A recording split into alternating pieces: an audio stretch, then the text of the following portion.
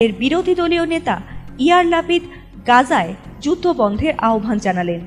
মঙ্গলবার যুদ্ধবিরতি কার্যকরের পর সামাজিক যোগাযোগ মাধ্যম এক্সে লাপিদ লিখেছেন, এখন শুধু বাকি গাজা, সেখানেও যুদ্ধ শেষ করার সময় এসেছে, জিম্মিদের ফিরিয়ে দাও, যুদ্ধ শেষ করো।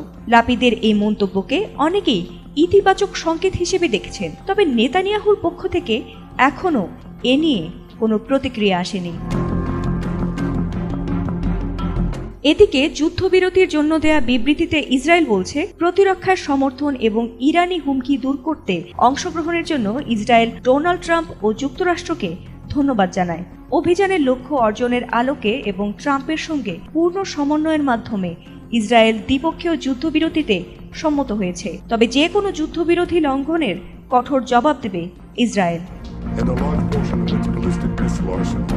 একদিকে যুদ্ধবিরতি চেয়ে অন্যদিকে গাজায় আগ্রাসী হামলা অব্যাহত রেখেছে ইসরায়েলি বাহিনী। সোমবার ইসরায়েলি সেনাবাহিনীর বিমান হামলা ও গুলিতে অন্তত 43 জন ফিলিস্তিনি নিহত হয়েছেন। ফিলিস্তিনি মেডিকেল সূত্র ও সংবাদ মাধ্যম আল জাজিরা জানিয়েছে, নিহতদের মধ্যে 20 জন ছিলেন সাধারণ ত্রাণ প্রার্থী, যারা যুক্তরাষ্ট্র ও ইসরায়েল সমর্থিত বিতর্কিত সংস্থা জিএইচএফ পরিচালিত বিতরণ কেন্দ্রগুলোতে ত্রাণ নিতে গিয়েছিলেন।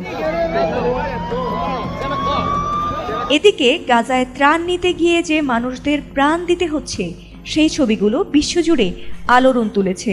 এছাড়াও গাজার যুদ্ধ থামানোর আহ্বানে ইসরায়েলি নেতার ইতিবাচক মতামত প্রকাশের পর এবার আন্তর্জাতিক মহলে ইসরায়েলের বিরুদ্ধে নতুন করে চাপ তৈরি হচ্ছে বলে জানাচ্ছেন আন্তর্জাতিক বিশ্লেষকরা। ফাতিমা সুলতানা, এটিএন বাংলা।